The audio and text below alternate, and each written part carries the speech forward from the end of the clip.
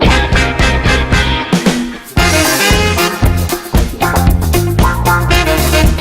fast will I lose weight on keto? What to expect dieting on keto? Weight loss is one of the most popular uses of the ketogenic diet these days. If you're using keto to drop pounds, you might wonder how fast you can expect it to happen. Since everyone is different, it's hard to get a specific answer, but this article will cover what you can generally expect along with some tips for losing weight on keto. Weight loss on keto. Everyone is different.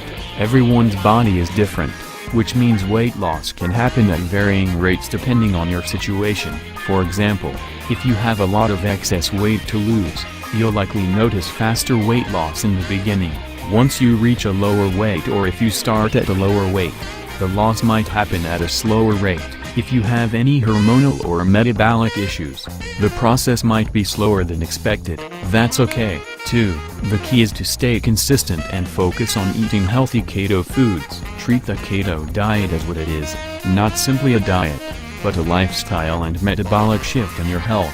Now, that being said, what we can tell you is the average results people experience when losing weight on keto. Average weight loss on the ketogenic diet. Typically, in the first week of the keto diet, people see a very quick drop in weight, anywhere from a few pounds to as much as 10. That's because keto causes you to initially release a lot of water weight, not fat, from drastically cutting your carb intake. While this isn't fat loss, it's a sign that your body is working its way into ketosis, fat burning mode. After a week or two, weight loss will happen at a slower and more steady pace. This is also the period of time when you're getting keto adapted as your body switches from burning carbs to burning fat.